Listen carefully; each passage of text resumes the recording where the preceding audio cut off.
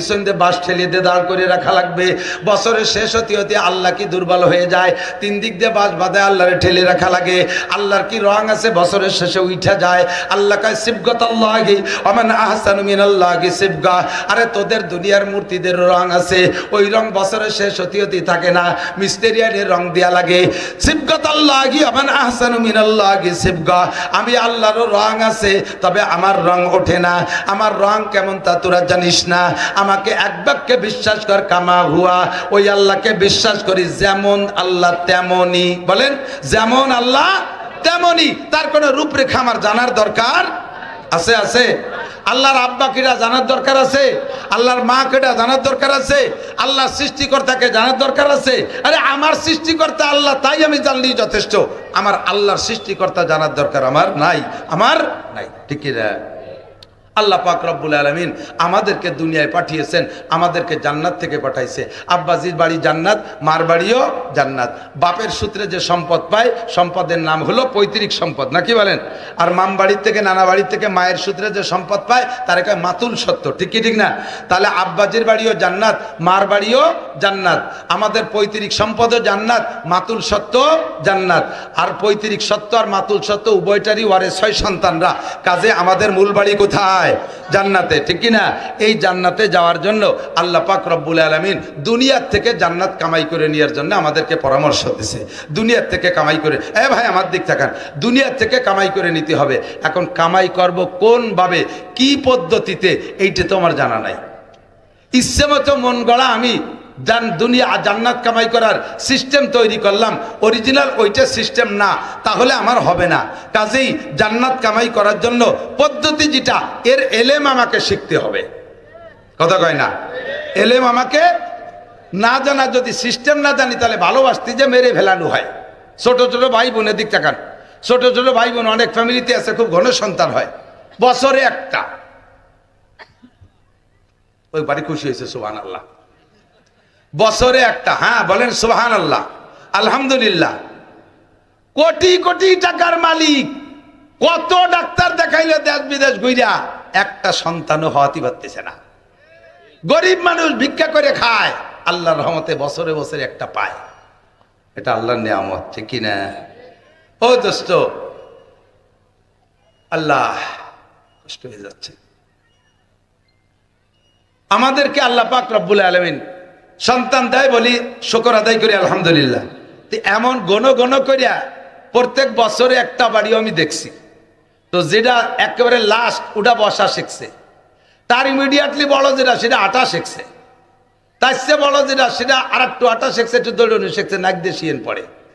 তার বড়টা হয়তো কেবল স্কুলে একটু যাইতে চাইতে পারে। এইভাবেই 6, 7, 8, 10টা হয়ে গেছে। এখন বাপে বাইরের থেকে কিছু খাবার টানলে, এই যেটা বাড়ি যারা থাকে ছোটরা, ছেলে মেয়ে, বাপে খাবার টানলে কোনটা রাতে দেয় কোন? তো সবচেয়ে ছোটটা রাতে দেয়।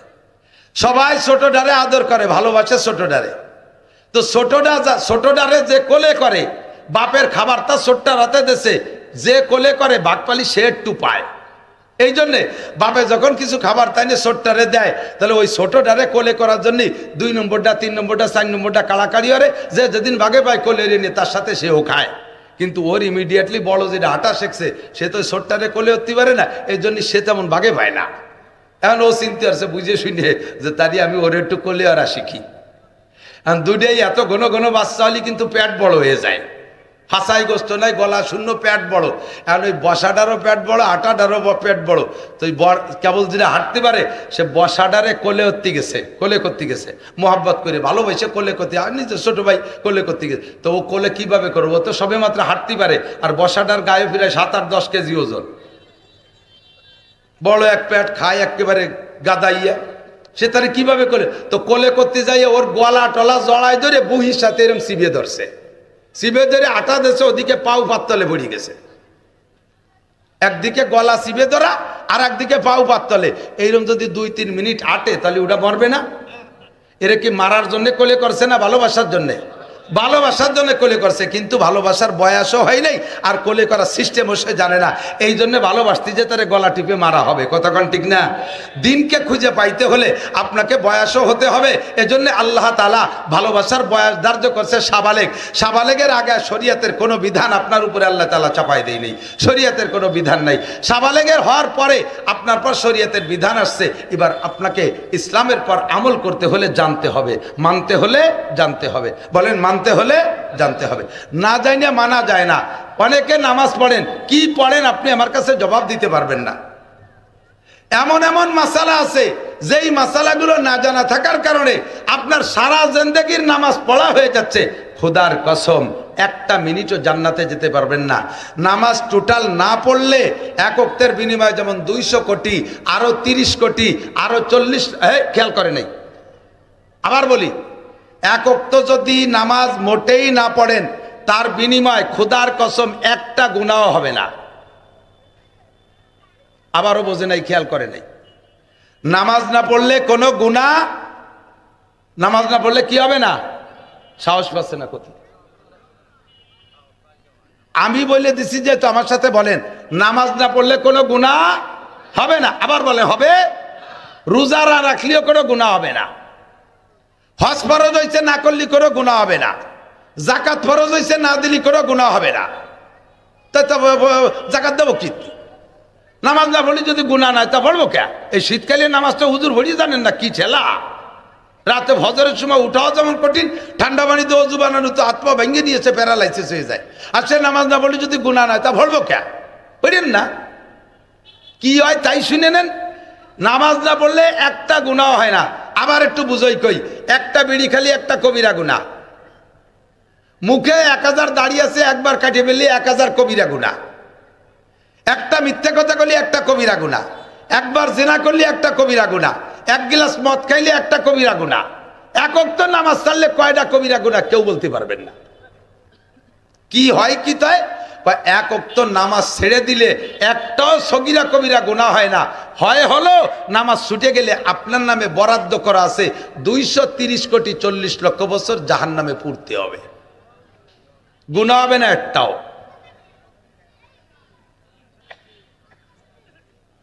কথা কি বুঝছেন? এরপরে আর একটু বোঝেন, আর একটু ভালো করে বুঝবে। জিনা করছেন, তওবা করছেন, মাপ। চুরি করছেন, তওবা করছেন, মাপ। বিড়ি খাইছেন, তওবা করছেন, মাপ। বেপরদা করছেন, তওবা করছেন, মাপ।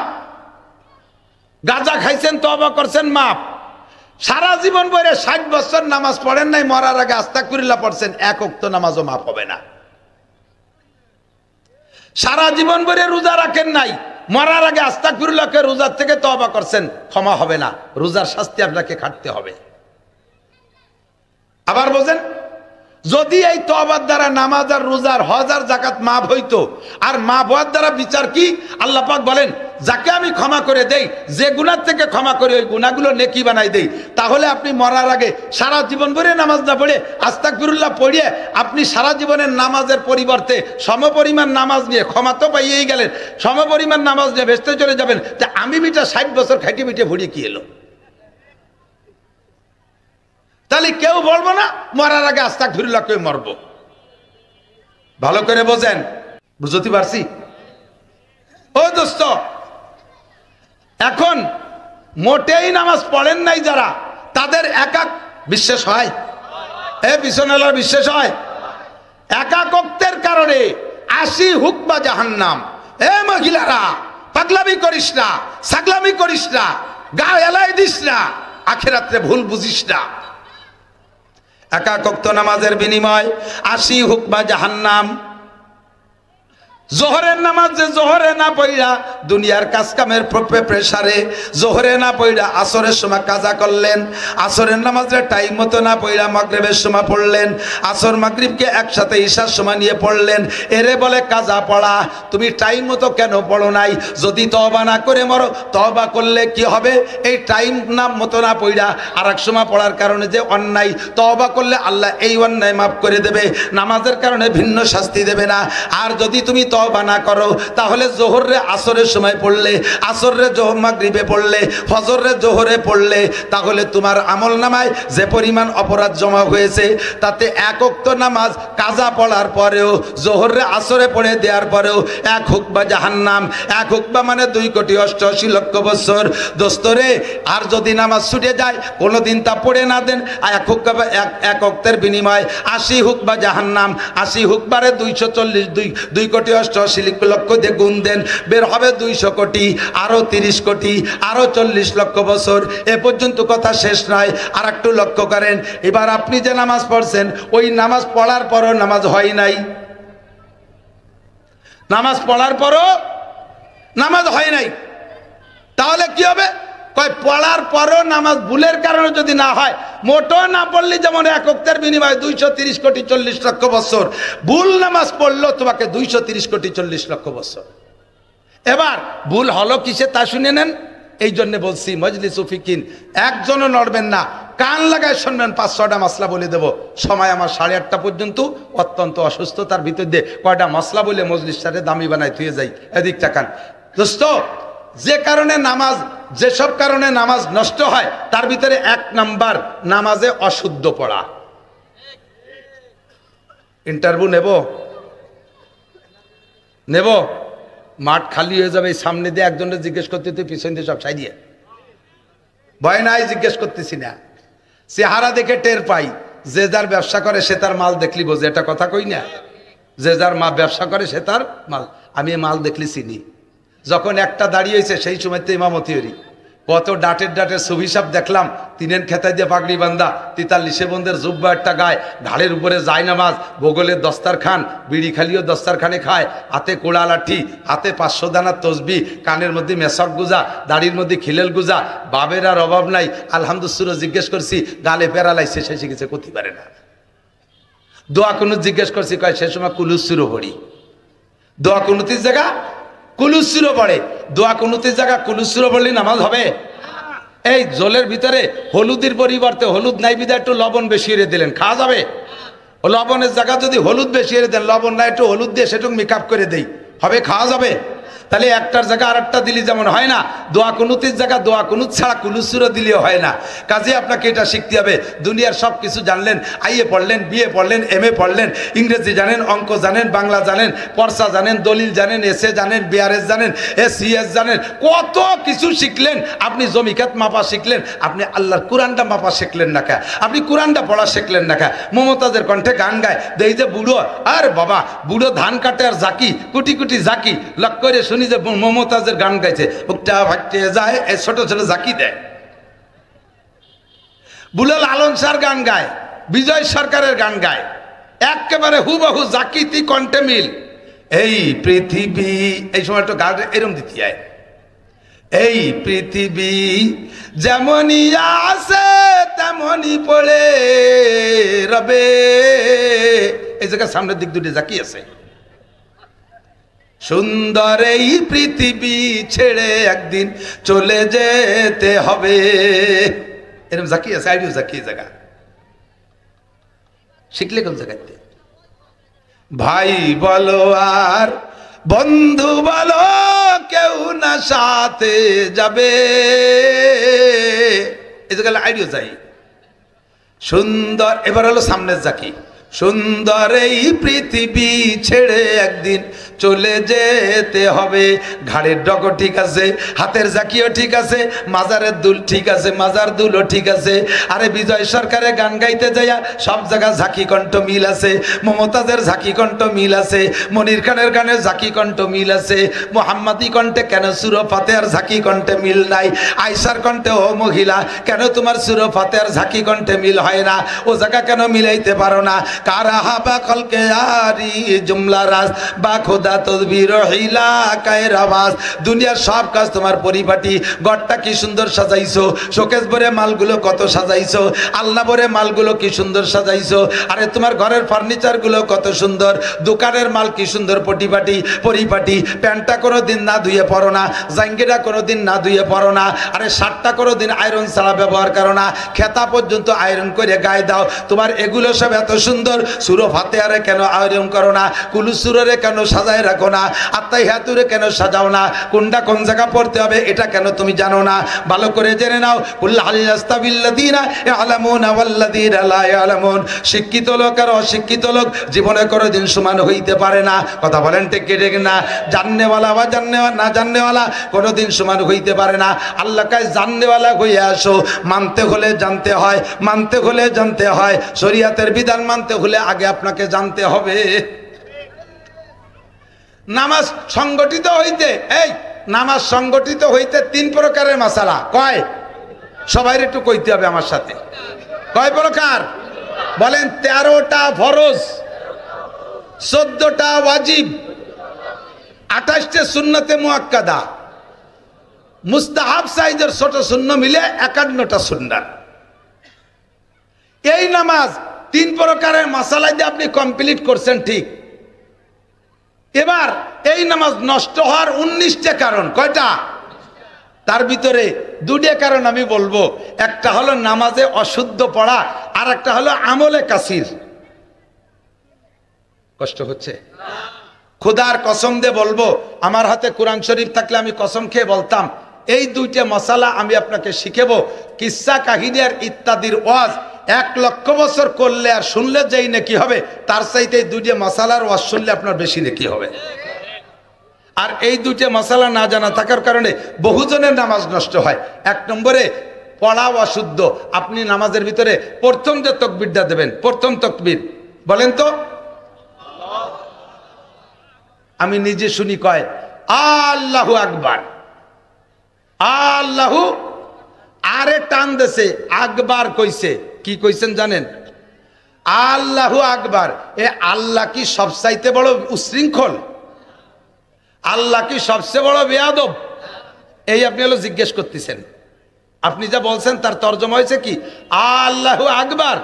এ আল্লাহ কি সবচেয়ে বড় বেয়াদব? আপনারা কি এই জায়গায় দাঁড়ায় এই কথা বলা হয়েছে, নাকি আল্লাহ সবচেয়ে বড় এই কথা বলা হয়েছে? আল্লাহ সবচেয়ে বড় এই বলতে আপনাকে বলা হয়েছে। বলবেন আল্লাহু আকবার, আরে টান দেবেন না। কয়ে টান দিলি যদি আকবারও বলেন তর্জমা হবে কি? আল্লাহু আকবার। তর্জমা হবে আল্লাহ কি বড়? আমার তো মনে হয় না যে আল্লাহ গণেশের চেয়ে বড়। ঈমান থাকবে? নামাজ হবে? এবার আল্লাহু আকবার তর্জমা বাতিল, নামাজ হয়নি। শুধু কিরাত না, এই সমস্ত জায়গা ইকামত তো শুনি। আর আজান দেওয়ার জন্য দাঁতে দাঁড় দিয়ে ঠোঁটে লিপস্টিক মাখায় ঘরে আজান দেবে। আজানের কসু শেখে নাই কোনোদিন, জীবনে কোনোদিন শুদ্ধ করে আজান শিখবে না। আবার আজানটা দেবে, একামতটা দেবে, শুদ্ধ কেউ দিলি কয় আপনি কি এই মসজিদের মুসল্লি নাকি, আপনি কি মুয়াজ্জিন নাকি, আমি এই জায়গা 30 বছর মুয়াজ্জিনি করি। তুমি তো 30 বছর আকাম করো দাঁড়ায় দাঁড়াইয়ে। তুমি 30 বছর এই জায়গায় দাঁড়ায় দাঁড়ায় আকাম করছো, আজকে একটা কাম করে দিলাম তাই তোমার খারাপ ঠেকতেছে। একামত শুদ্ধ না করে কখনো দিতে যাবেন না। মসজিদের ইমাম সাহেব কিরাত ভালো করে শুদ্ধ না করে ইমামতি করতে যাবেন না। আপনার অশুদ্ধ কিরাতের কারণে আপনার নামাজ হয় নাই, পিছনে যত মুসল্লি আছে কের নামাজ হয় নাই। কিয়ামতের ময়দানে এই মাদারীপুর এলাকার, মকসেদপুর এলাকার বিদেশি টাকা খাইয়ে খাইয়ে পেটটা তো ভালোই মোটা বানাইছেন, পেটের মধ্যে ফেরেশতারা হাত ঢুকাই দিয়ে বের করে কয় টাকা খাইছেন। দেশের মানুষের ভুল নামাজ পড়াই দিয়া টাকা খাইছেন আপনি। নামাজটাকে শুদ্ধ করেন। ইমাম সাহেব যাদের কিরাত গলত আছে তাড়াতাড়ি কিরাত শুদ্ধ করে আসেন। 1 নম্বরে তাকবীরে তাহরিমা, এখানে শুদ্ধ হতে হবে। এইটা আর আরেকটা মাসালা এই জায়গা থেকে শুনে নেন, এদিক তাকান। প্রথম ইমাম সাহেব যে তাকবীর বলে ওই তাকবীরের সাথে আপনিও তাকবীর বলবেন। অনেকে আছে মুখ বন্ধ রে খালি হাত কানে দেয়।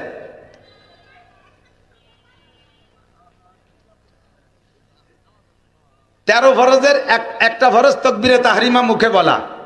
কতক্ষণ? এইটা শুধু ইমাম সাহেব আল্লাহু আকবার বলবে না, আমরা সবাই বলতে হবে আল্লাহু আকবার। ঠিক আছে? এই তাকবীর বলে না, খালি কানে হাত দেয়। কানে হাত না দিলেই নামাজ হবে, কোনো সমস্যা নাই। কানে হাত দেওয়া সুন্নত, সুন্নত ছুটে গেলে নামাজ নষ্ট হয় না।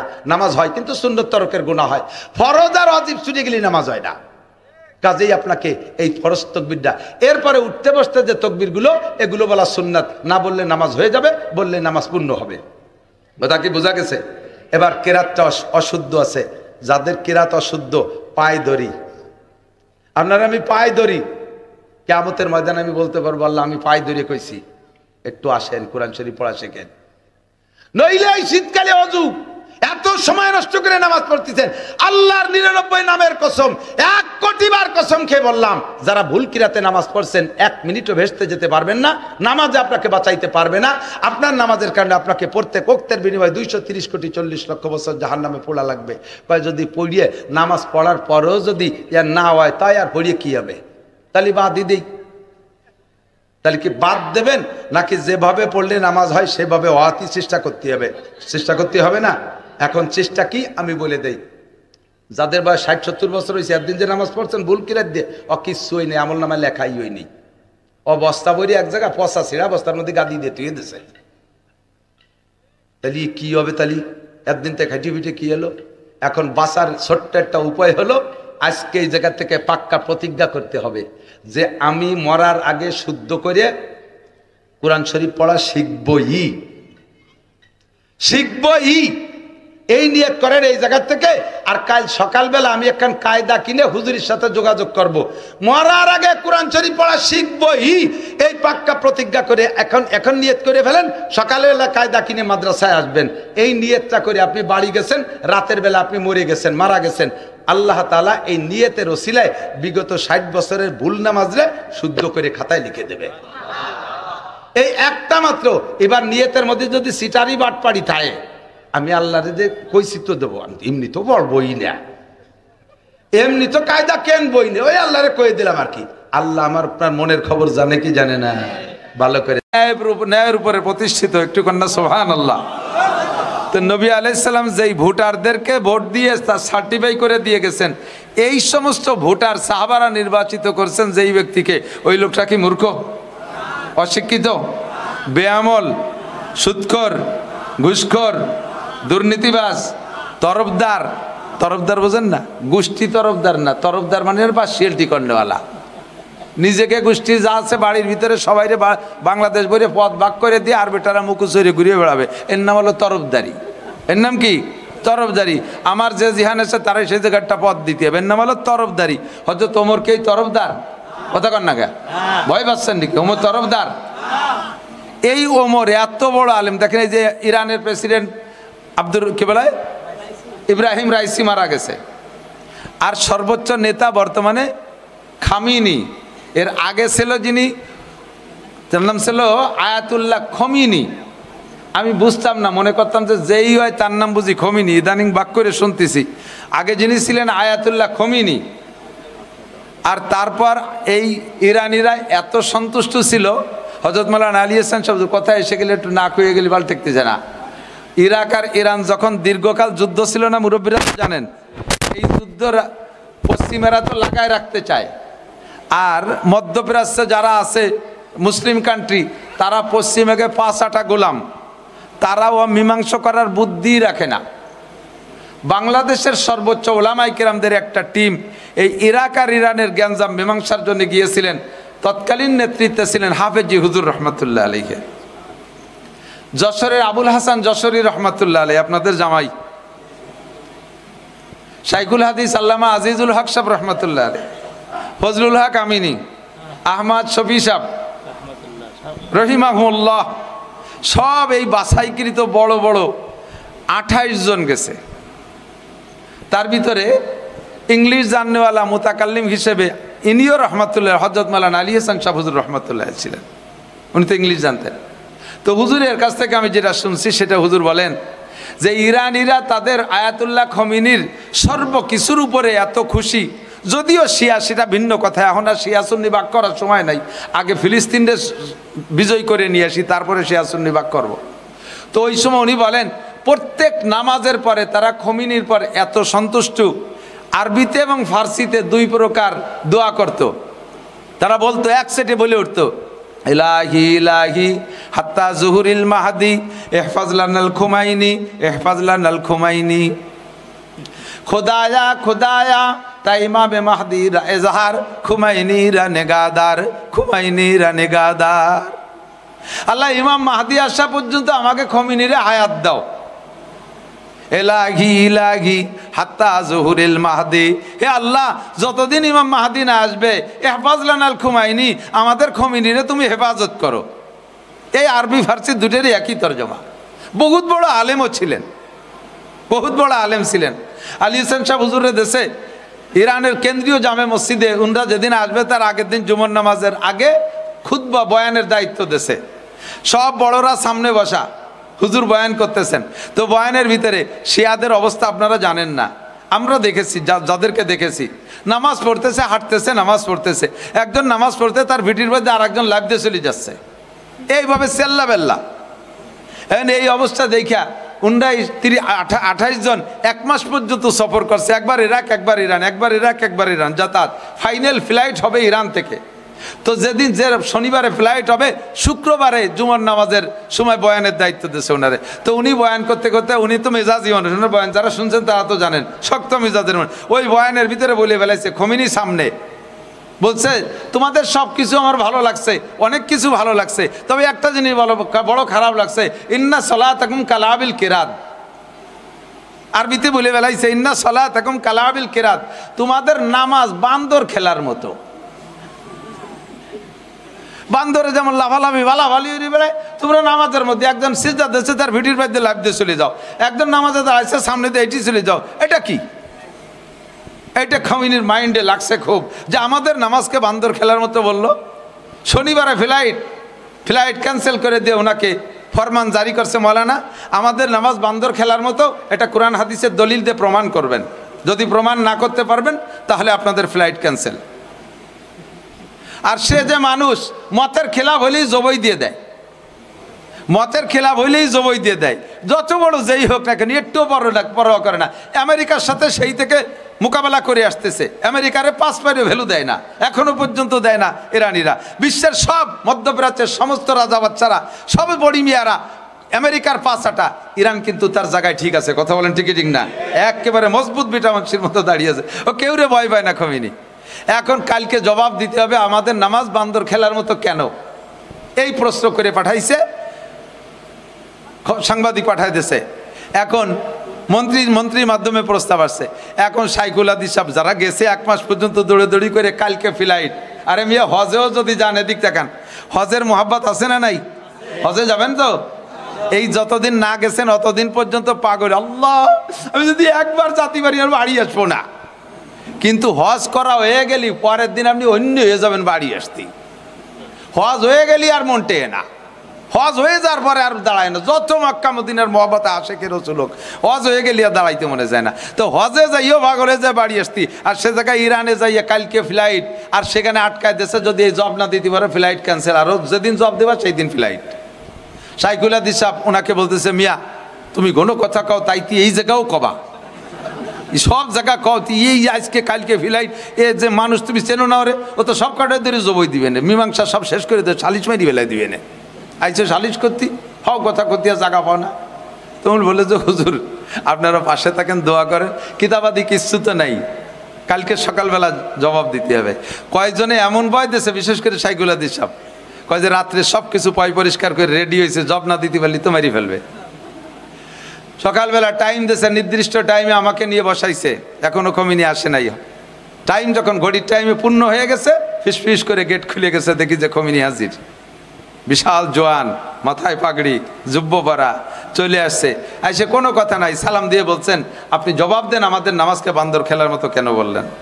তো উনি রাত্রে মুরব্বীদের সাথে মশওয়ারা করে নিজের এলিম অনুযায়ী নামাজ কেমন পড়তে হবে, নবী ওয়ালা নামাজ কেমন, সুন্নতি নামাজ কেমন, কোরআন হাদিসের এলেম ওনার কাছে যা আছে, এবং বড়রা তো সবই আছে, এলেমের তো অভাব নাই, যদিও কিতাব নাই। আবুল হাসান শাহ হুজুর, মুহাদ্দিস শাহ হুজুর, শাইখুল হাদিস সাহেব, ফজলুল্লাহ কামিনী, আহমদ শফি সাহেব, হাফেজ হুজুর, উস্তাদরা রয়েছে, এলেমের অভাব নাই। সকলের কাছ থেকে হাদিস সংগ্রহ করে নিয়ে উনি পেশ করে দিলেন যে কালা রসুল নবী পাক সাল্লাল্লাহু আলাইহি ওয়াসাল্লাম বলেছেন, যদি কোনো ব্যক্তি নামাজে দাঁড়ায়, তার সামনে দিয়ে তুমি যত জরুরত হোক, কম 40 বছরও যদি হয়, তবুও তার সামনে অতিক্রম করবে না। সনদ সহ সহি হাদিস 4-5টা শুনে দিছে। শুনুন, সাথে সাথে সনদ সহ যখন হাদিস শুনাইছে, খমিনি বললেন, এই কিতাব আনো। কিতাব আনে মিলে দেখে হাদিসের সব কিতাবগুলো, সমস্ত কিতাবের সাথে ওনার হাদিস মিলে গেছে। সাথে সাথে খমিনি বললেন, মৌলানা আপনার জন্য এবং আপনার জন্য বিশেষ করে আমার রাষ্ট্রের পক্ষ থেকে বিশেষ একটা পুরস্কার নির্ধারণ করা হলো, আপনাকে পুরস্কৃত করা হবে।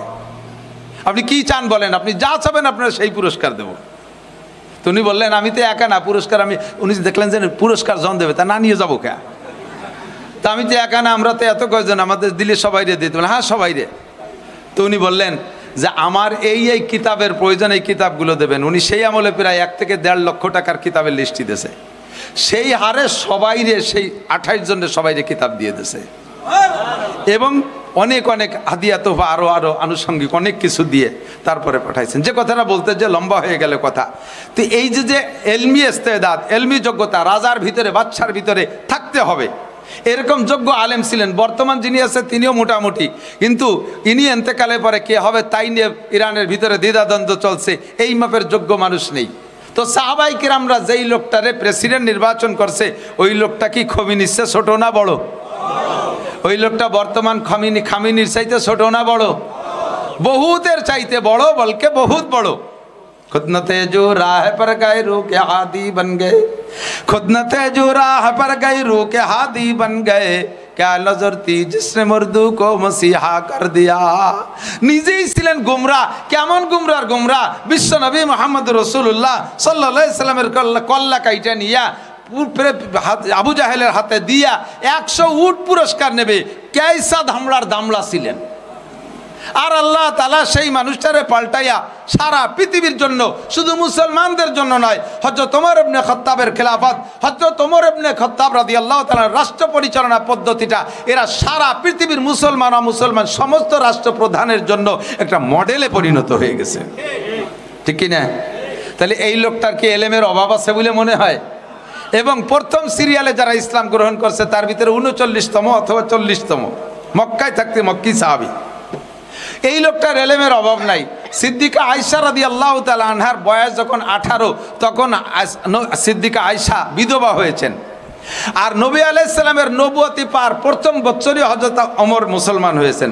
তাহলে হযরত ওমরের ইসলামের বয়স যখন 23, সেই সময় হুজুর ইন্তেকাল করেছেন, আর ওই সময় আয়েশার বয়স 18। তাহলে আয়েশার টোটাল বয়সের চাইতে হযরত ওমর রাদিয়াল্লাহু তাআলা নূরে ইসলামের বয়সী 18 পরে 23 কত লাগে? 5 না, আরো 5 বছর বেশি। তাহলে আয়েশার টোটাল জীবনের হায়াত যতদিন, তার চাইতে হযরত ওমরের মুসলমান হওয়ার জিন্দেগির বয়সও 5 বছর বেশি। তাহলে এই ওমর কি হুজুরের কোনো কিছু জানতে বাকি আছে? সেই ওমর রাদিয়াল্লাহু তাআলা আনহু হযরত আয়েশার কাছে যে বলতেছেন, ইয়া উম্মাল মুমিনিন কাইফা কানা খুলুকু রাসূলুল্লাহ সাল্লাল্লাহু আলাইহি সাল্লাম, ওমা আয়েশা তুমি বলো তো হুজুর আলাইহিস সালামের স্বভাব কেমন ছিল, চরিত্র কেমন ছিল? সিদ্দিকা আয়েশা একটু হেসে বললেন, ইয়া খলিফাতুল মুসলিমিন, ও খলিফাতুল মুসলিমিন, আপনার ইসলামের হায়াতই আমার গোটা হায়াতের চাইতে 5 বছর বেশি। আর আমি নবী পাকের ঘর করছি মাত্র কয় বছর? 9 বছর বয়সে স্ত্রী হিসেবে ঘরে আসছি, আর 9 বছর হইতে না হইতে হুজুর চলে গেলেন। আমি নবীকে বুঝের সাথে পাইছি মাত্র 9টা বছর, তাও 9 বছর বয়সী মেয়ে আমি নবীর স্ত্রী হয়ে আসছি। এই 18 বছর বয়সে তো মানুষের বিয়ে হয়, আর বাংলাদেশে তো তাও হয় না। 20তে বুড়ি নয়, 20-এর আগে। আরে এই হাদিস জানেন না? 20তে বুড়ি নয়, 20-এর আগে।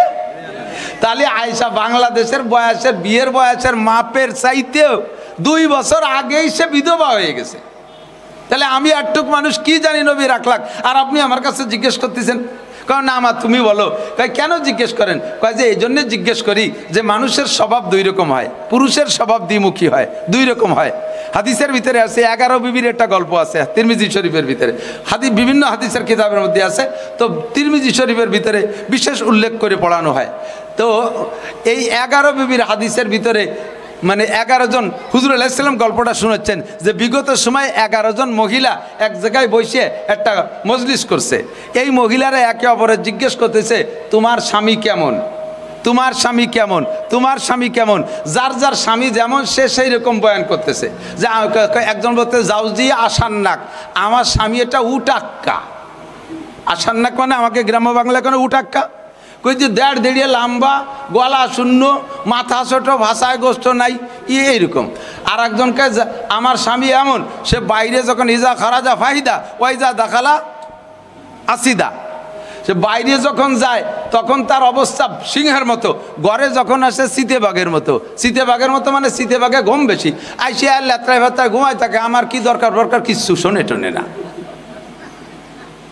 আর একজনকে আমার স্বামীও এরকম, বাইরে যখন যায় তখন আমার স্বামী বাইরে যখন যায় তখন বাঘের মতো, বাড়ি যখন আসে বিলের মতো। বাইরে যখন যায় তখন তার দিকে ফিরে তাকাতে পারে না, বড় বড় বিটাকে থাবড়ায় চিৎ করে ফেলায় যায়। আর বাড়ি যখন ঢোকে তখন আমি চড় দিলেও মুখ মুছে এটি চলে যায়। এইরকম 11 বিবির গল্প। তো হযরত আয়েশাকে বলতেছেন যে পুরুষের স্বভাব দুই রকম হয়, কেউ বাইরে একরকম ভিতরে আর এক রকম। বাইরে বিশাল বাঘের মতো, ভিতরে বেড়ালের মতো। আবার অনেকে বাইরে গেলে পারা বেনা লাগে, চড় খাইয়ে বাড়ি এসে বরফিটি সেটা শোধ দেয়। আছেন এরকম কোনো বাহাদুর? বাইরে ভ্যানালারা চড়াই দেশে শোধ দিতে পারে না, বাইরে ঘরে এসে বোর চুল ধরে মারে আর কয় চিনিস আমি এদেশের পাইছিও, দেখায় ছেড়ে দেবো, বউরে দোবেন নাড়ি বারো ফেলাইতে মারতি মারতি উল্টো বেসতে। এইরকম পুরুষরা 2 রকম 3 রকম হয়ে থাকে। সেই হিসেবে আমরা হুজুরের বাহিরের অবস্থা জানি, বাইরের অবস্থা মাশাল্লাহ এ তো বেমিসাল, অতুলনীয়। আর ঘরের ভিতরের অবস্থাটা, আমারও মেয়ে একটা তোমার সাথে সতীন হুজুরের স্ত্রী ছিলেন, তবে আমার মেয়ের চাইতে হুজুর তোমাকে বেশি ভালোবেসেছেন, কাজেই হুজুরের আভ্যন্তরীণ অবস্থা তুমি বেশি জানো, আর বাইরেও হুজুরের সাথে তুমি বেশি সফর করেছো, এই জন্য ভিতর বাহির সবটা তুমি ভালো জানো। এই জন্যই তোমার কাছে জিজ্ঞেস করছি কাইফা কানা খুলুক রাসূলুল্লাহ সাল্লাল্লাহু আলাইহি ওয়াসাল্লাম। ও আয়েশা তুমি একটু কও নবী আলাইহিস সালামের বিলকুল চরিত্র কেমন ছিল, খেয়াল করতেছেন সবাই?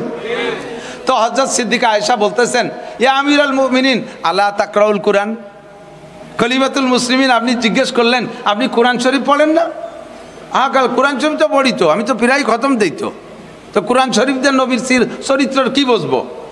তো সিদ্দিকা আয়েশা ছোট মানুষ, বয়স কম, কোরআন ও হাদিসের এলেম, নবী আখলাকের, নবী আলাইহিস সালাতু ওয়াস সালামের সিরাত আখলাক সুরাত সব কিছু সম্পর্কে কত জ্ঞান, এবং কোরআন হাদিসের ভিতরে কিভাবে ডুবাইছেন যে হযরত ওমর রাদিয়াল্লাহু তাআলা ভাবেন নাই যে কথা। আয়েশা তাই স্মরণ করা দিয়ে বলতেছেন আপনি তো কোরআন শরীফ পড়েন, আলা তাকরাউল কোরআন, কোরআন পড়েন না? বলে জি পড়ি। তা আমি কোরআন দিয়ে কি বুঝবো? হযরত আয়েশা বলেন কানা খুলুকুহুল কোরআন, 30 পারা কোরআন শরীফ যা বিশ্বনবী মুহাম্মদুর রাসূলুল্লাহ সাল্লাল্লাহু আলাইহি ওয়াসাল্লামের গোটা জিন্দেগি তা হুবহু কোরআন শরীফ আল্লাহর নবীর চরিত্র। আরে ভাই বোঝেন না, আমরা কোরআন শরীফ তো জাস্ট পড়ি, তিলাওয়াত করি, ওর থেকে কিছুই বুঝি না। কোরআন শরীফ কি শুধু রমজানে তিলাওয়াত করার জন্য? কথা কন, নামাজে যতটুক লাগে অতটুক পড়ার জন্য? মাঝে মাঝে বিপদে পড়ে গেলে মান্নত করবো, আল্লাহরে লোভ দেবো, আল্লাহ তুমি যদি আমার এই ঝামেলাতে বাঁচাও তাহলে তোমার 1 খতম কোরআন শরীফ পড়ে দেবো। আল্লাহ লোভে লোভে সেই বিপদ থেকে মুক্ত করে দেয়, পরে 300 টাকা দিয়ে একটা হুজুর দিয়ে কোরআন শরীফ 1 খতম পড়াই দেয়। এই তাবিজ কবজের জন্য কোরআন শরীফ?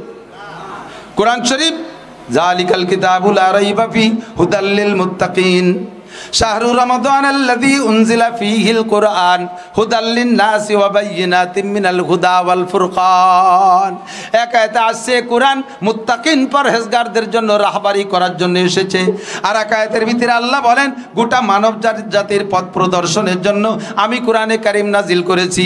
ব্যক্তি জীবন তুমি কোরআন দেখে গড়তে পারো, পরিবার পারিবারিক জীবন তুমি কোরআন দেখে সাজাইতে পারো, অর্থনীতি তুমি কোরআন দেখে করতে পারো, সমাজনীতি তুমি কোরআন দেখে করতে পারো, রাজনীতি তুমি কোরআন দিয়ে করতে পারো, আন্তর্জাতিক নীতিতে তুমি কোরআনকে কাজে লাগাইতে পারো।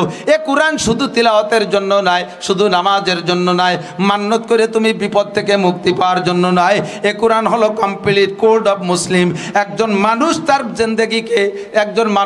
জিন্দেগিকে দুনিয়ার থেকে জান্নাতি মানুষ হিসেবে তৈরি কইরা সার্টিফিকেট নিয়ে টিকিট কাইটা জান্নাতের দিকে রওনা দেওয়ার জন্য যে যোগ্যতা লাগে ওই যোগ্যতা দিয়ে আমি কোরআনে কারীম নাজিল করেছি। 30 পারা কোরআন শরীফ ব্যক্তি জীবনে সব আছে না নাই? সামাজিক জীবনে সব আছে না নাই? অর্থনীতির সব কোরআনে আছে না নাই?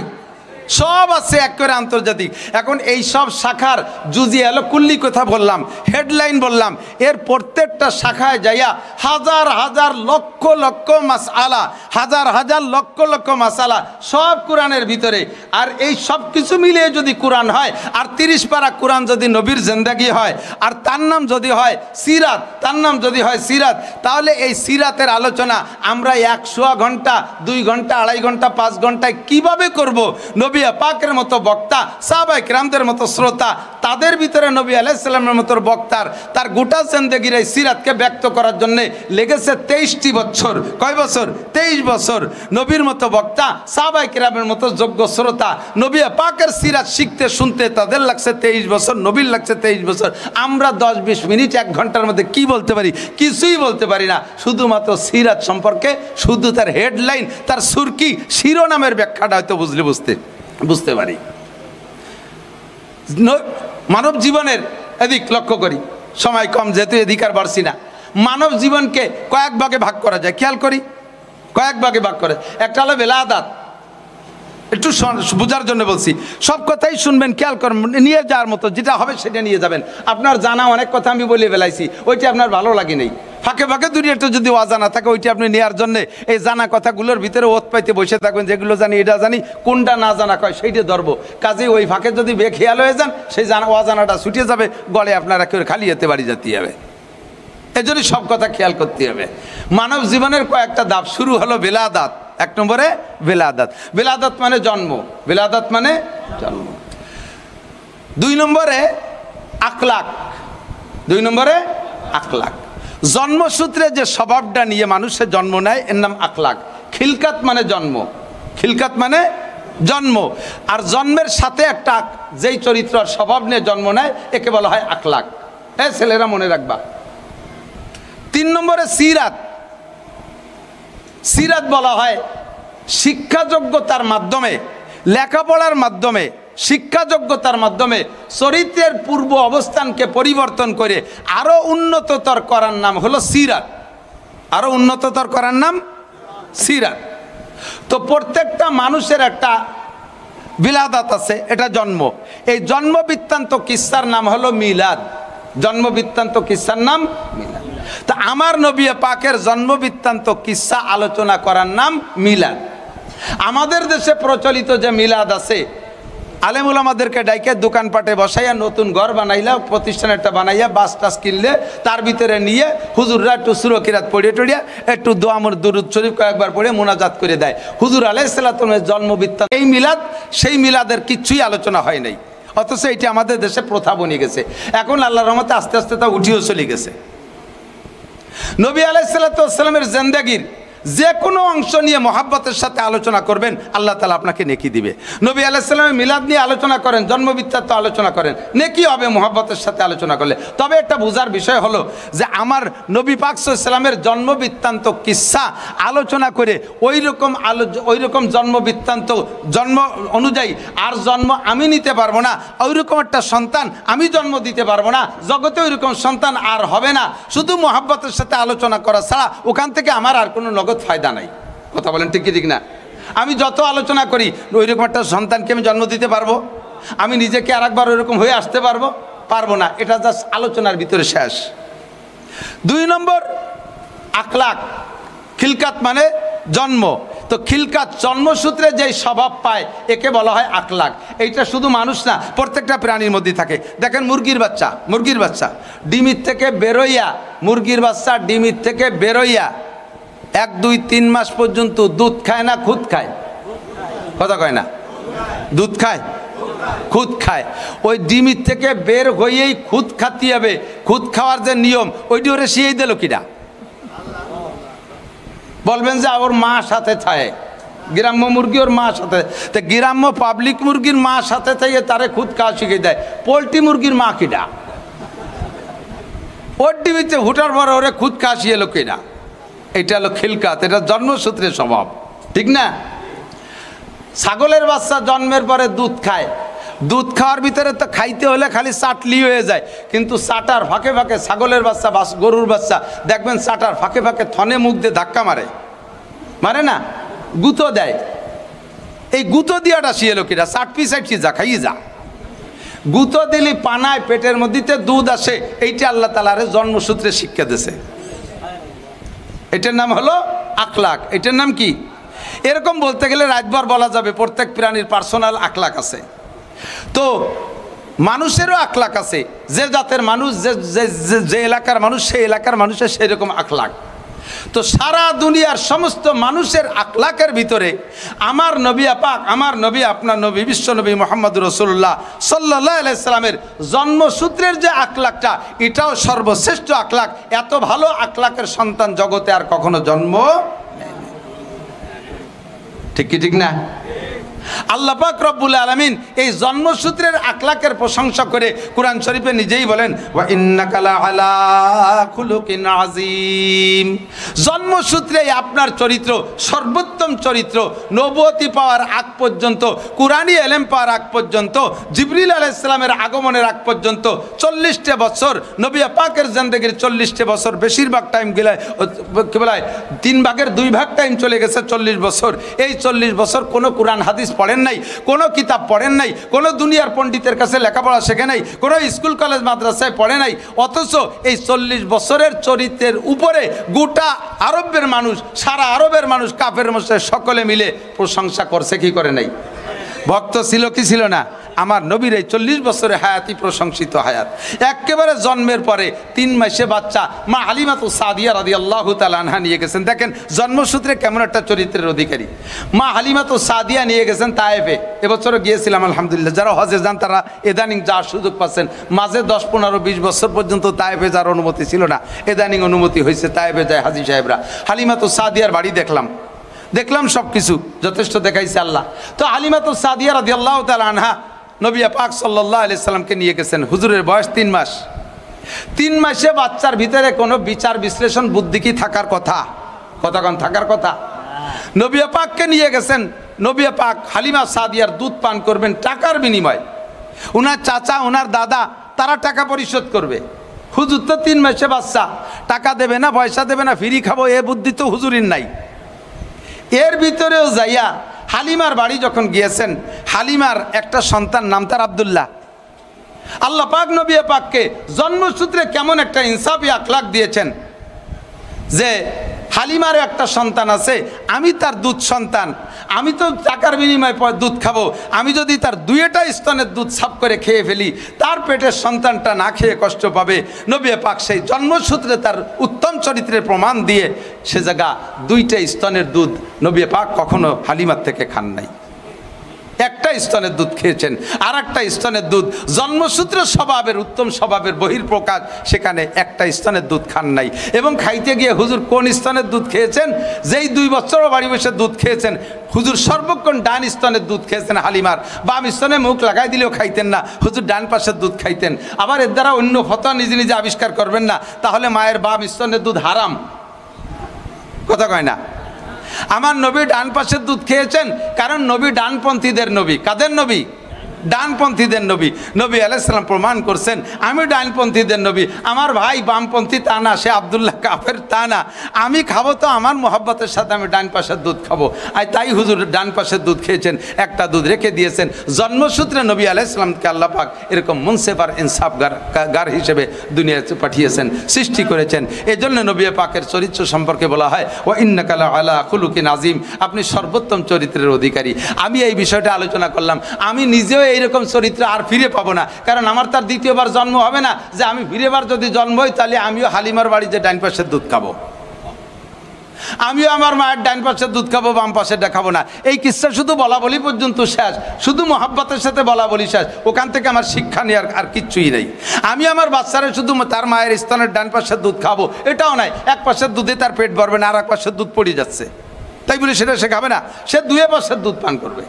এই বিষয়টা আলোচনা ছাড়া এর থেকে আমাদের শিক্ষার আর কিছুই নেই। কথা বলেন ঠিক কি ঠিক না? সিরাত যেটা, সেটার থেকে আমাদের শিক্ষার বিষয় আছে। নবী পাকের সিরাত কত সুন্দর। সিরাত বলা হয় শিক্ষার মাধ্যমে যেই যোগ্যতা অর্জন করে তাকে বলা হয় সিরাত। নবী আলাইহিস সালাতু ওয়াস সালাম নবুয়তি পেয়েছেন 40 বছর বয়সে। এই 40 বছরের থেকে নিয়ে 63 বছর বয়স পর্যন্ত কোরআন থেকে যেই শিক্ষা পেয়েছেন, জিবরিলের মাধ্যমে শিক্ষা পেয়েছেন, আল্লাহ পাক সরাসরি শিক্ষা দিয়েছেন ওহির মাধ্যমে, আর সে আজিমে নিয়ে এই শিক্ষা থেকে যেই শিক্ষা অর্জন করেছেন তার নাম হলো সিরাত। তার নাম কি? সিরাত। এবার সিরাত এবং আখলাক 2টা শব্দকে একটা অপরের জায়গায় ব্যবহার করা যায়, একটাকে অপর জায়গায় ব্যবহার করা যায়। কখনো সিরাতের স্থানে আখলাক, কখনো আখলাকের স্থানে সিরাত। নবী পাককে আল্লাহ পাক রব্বুল আলামিন এভাবে পাল্টাই পুল্টোয় শব্দ ব্যবহার করেছেন।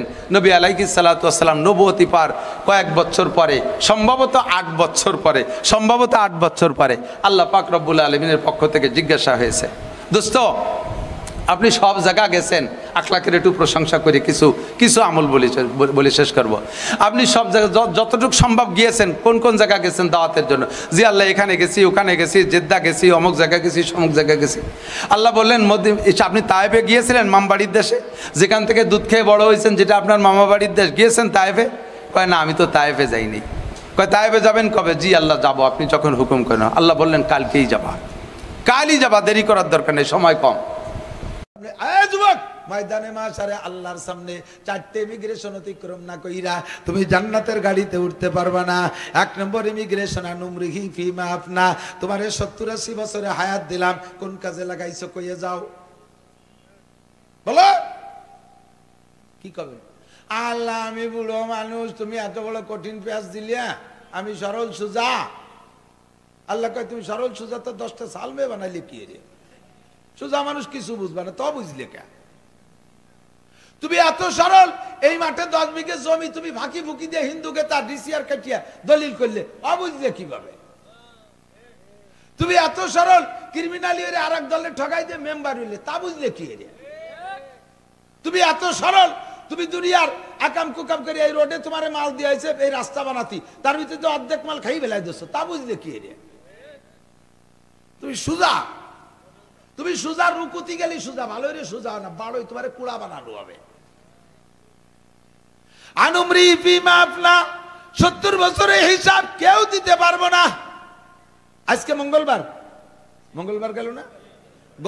গত মঙ্গলবারে সকালে কি খাইছেন কার মনে আছে? 99% মানুষ তাড়াতাড়ি কইতে পারবেন, অনেক ভাবা লাগবে। আমার তো আজ সকালে কি খাইছি তাও মনে নাই। 1 সপ্তাহের হিসাব দিতে পারবো না, গোটা জিন্দেগির হিসাব আল্লাহর কাছে দেওয়া লাগবে। এ মহিলা পর্দার আড়ালে বসা, আল্লাহর কাছে হিসাব দেওয়া লাগবে, আল্লাহর কসম হিসাব দেওয়া লাগবে। খুদার 99 নামের কসম কে বলি, 1 নম্বর ইমিগ্রেশনে তোমার গোটা জিন্দেগির হিসাব দেওয়া লাগবে।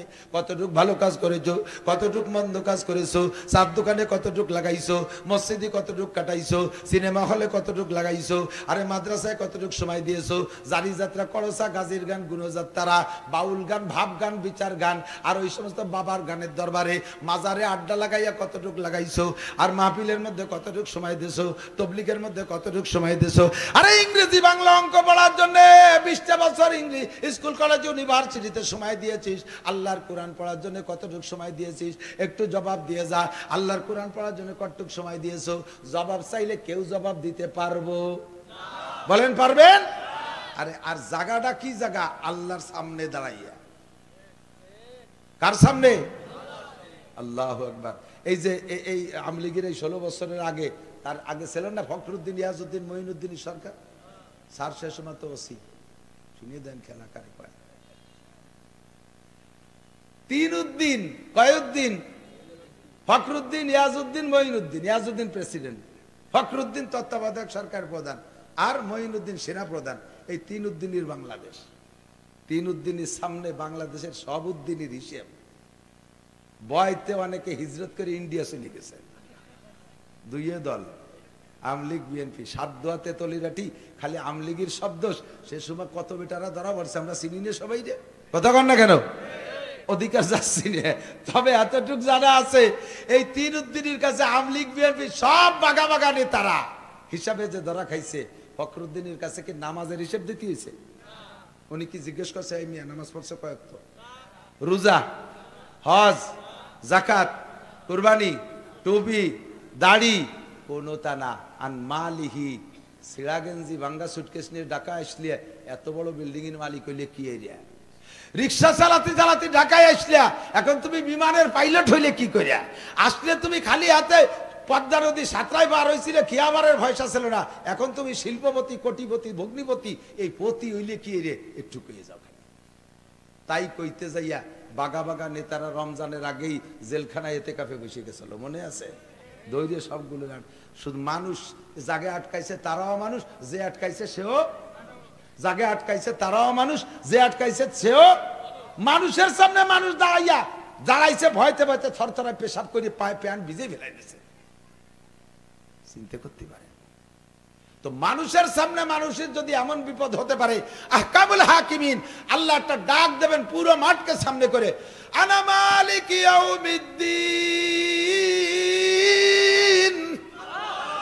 আজকে বিচারপতি আমি, প্রেসিডেন্ট আমি, কোনো আপিল কোর্ট নেই এখানে, একমাত্র বিচার যেটা একবার ফাইনাল হবে ওর এগেনস্টে কোনো বিচারের কেউ মুখ খুলতে পারবে না। এ জায়গা কোনো নির্বাচিত সরকার, সামনে ভোট হবে, নির্বাচিত সরকার আসলে এক কায়দায় বার হয়ে যাবো, ওই ভকু ফাঁকির লাভ নাই। আয় দাঁড়া, গোটা জিন্দগির হিসেব দে।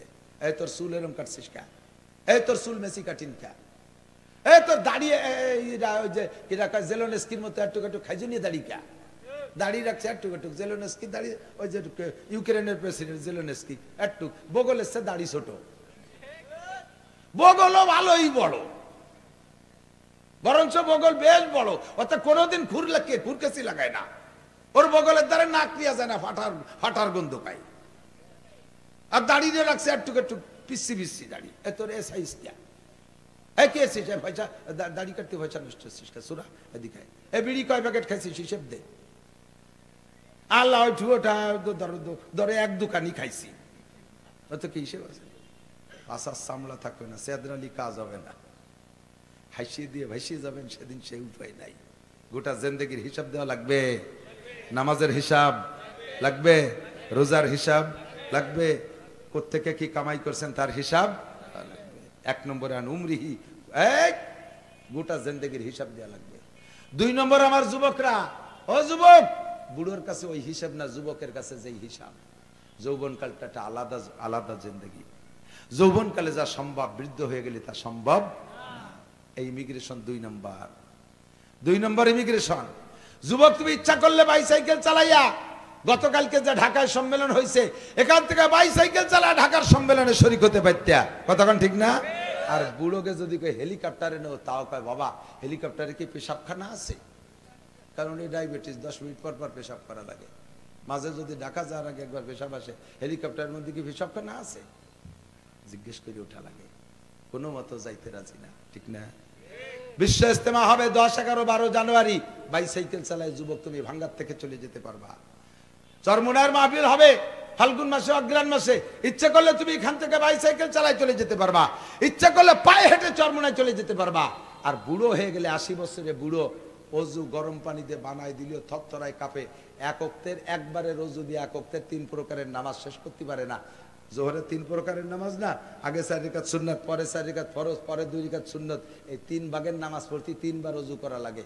আমার আব্বা বড় শক্তিশালী মানুষ ছিল, আমি দেখেছি মধুমতি নদী যখন প্রায় 1.5 কিলোমিটার চওড়া, এই ভাদ্র মাসে প্রচন্ড স্রোত, এর ভিতরে জুতি, ওই যে মাস্কুবানি জুতি আগে ছেলে এখন চেনবে না, এই জুতি কোচ হাতে করে সাতটাইয়ে চলে গেছে উপার, যাইয়া বাঘের মতো বরাবর চলে গেছে, যাইয়ে সেখান থেকে ধানের মধ্যে থেকে মাছ কুপাইয়া, এত বড় আইর মাছ মাজার সাথে পাট দিয়ে বাইন দিয়ে আবার মাছ সাতটাই পার চলে আসছে।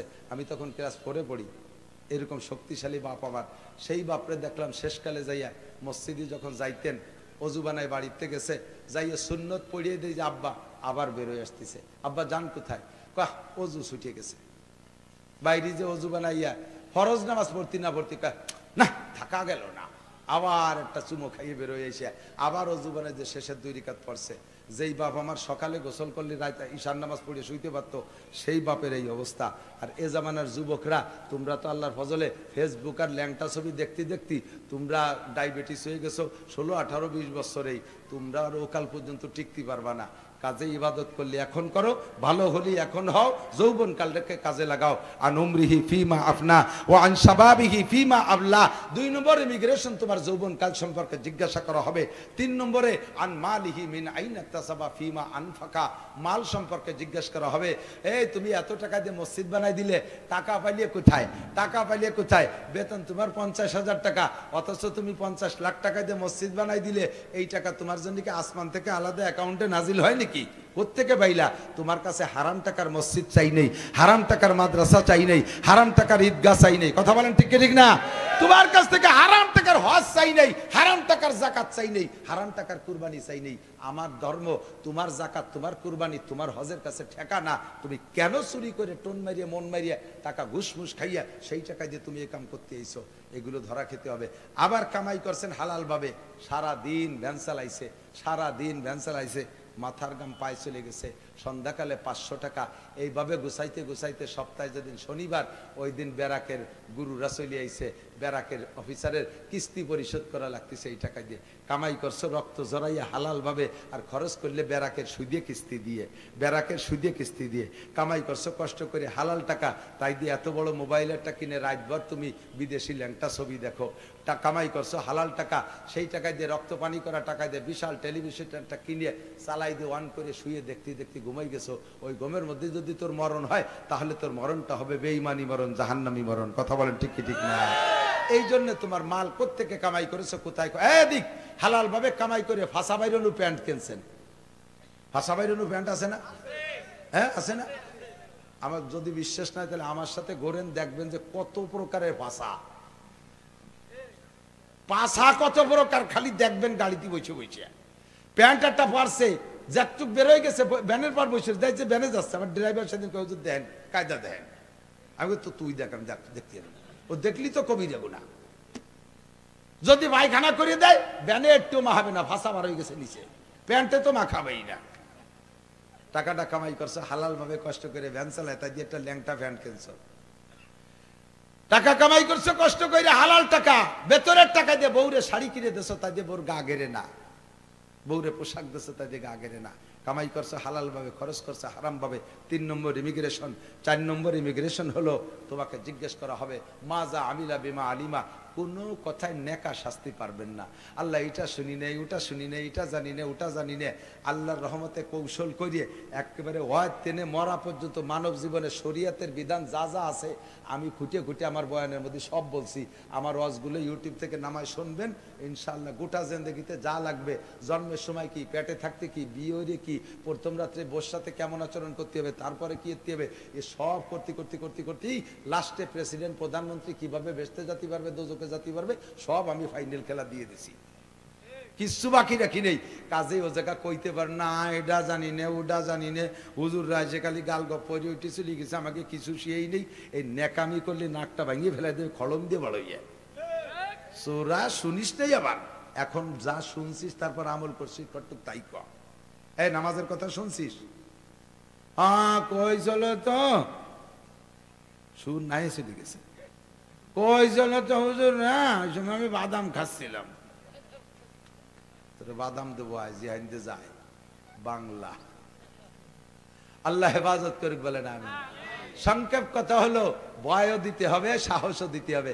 তো সারা জিন্দেগিতে যত গুনাহ করবেন ওই ইমিগ্রেশনে ধরা পড়া লাগবে না, একটা ব্যবস্থা আছে।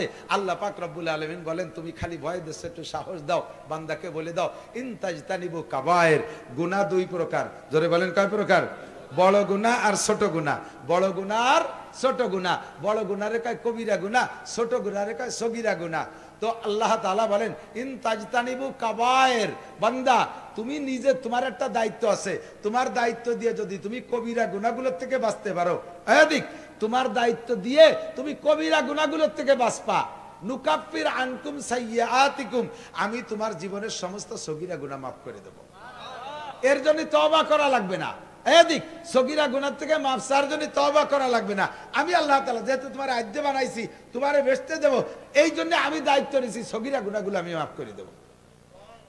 এখন আমি আল্লাহরে বুঝই করলাম যে আল্লাহ একটু উল্টোই নাও, কবিরা গুনার দায়িত্বটা তুমি নাও, সগীরা গুনাহগুলোর দায়িত্ব আমি নেই। তুমি কবিরা গুনাহ মাফ করে দাও, সগীরা গুনাহতে আমরা বাঁচতেছি। আল্লাহ কয় তোমার যেমন বুদ্ধি তুমি সেইরকম প্রস্তাব দেছো। কবিরা গুনাহ মানে বড় বড় গুনাহ যা চোখের সামনে দেখা যায়, বোঝা যায়, ওর থেকে বাঁচা সহজ। এত বড় একটা সাপ, পা চাইতে একটা সাপ, কামড় দিতে গেলে ফানা তোলে না, শব্দ ফস করে একটা শব্দ হয় না? তো সাপটা বড় হলে চোখে পড়ে, ফস করে শব্দ করলে শব্দটা বড় হয়, কানে আসে, লাভ দিয়ে জাম করে আপনি আত্মরক্ষা করতে পারেন। কিন্তু একটুক একটা সাপ ও জাঙ্গিয়ার মধ্যে ফেসায় থাকতে পারে, ওর কোনো হোশ ফাঁস নাই, মারিয়ে দিলি তো মরি যেতে হবে। ও জুতোর মধ্যে ঢুকতে পারে, ও চেনা যায় না, বোঝা যায় না, ওই যাতে আঙ্গুলির মাথায় মারিয়ে দিলে মরে যাবেন। কতক্ষণ বালিশের মধ্যে ডুয়ে বসে রয়েছে, জানেন না, হোশ ফাঁস কিচ্ছু নাই, কোন ভাগ দিয়ে কেঁচোর মতো বারোই কানের গোড়ায় মারিয়ে দিচ্ছে, আপনি মরে যাবেন। বড় সাপে কামড়ালিও মরে, ছোট সাপে কামড়ালিও মরে, একে টাইমে মরে, কোনো পার্থক্য নাই। তবে বড় সাপের থেকে আত্মরক্ষা করা সহজ। দেখতেছি, বুঝতেছি তার শব্দ, লাভ দিয়ে সরে গেলাম। আল্লাহ কয় কবিরা গুনাহ দেখা যায়, বোঝা যায়, তুমি দেখে লাভ দিয়ে সরে যেতে পারো, কিন্তু সগীরা গুনাহ টের পাবা না, কোন ফাঁকে হয়ে যাচ্ছে, কোন ফাঁকে সগীরা গুনাহ হয়ে যাচ্ছে টের পাবা না। ওর কামড় কিন্তু একই বিষ, একই পরিমাণ জাহান্নাম। একটা কবিরা গুনাহ 7000 বছর জাহান্নাম, একটা সগীরা গুনাহ 7000 বছর জাহান্নাম। বিচার আমার একই, তবে কবিরা গুনাহ থেকে বাঁচা সহজ, সগীরা গুনাহ থেকে বাঁচা কঠিন। কাজেই আমি দায়িত্ব নিয়েছি সগীরা গুনাহ যেগুলো টের পাও না, ফাঁকে ফাঁকে হয়ে যায়, ও আমি মাফ করে দেবো।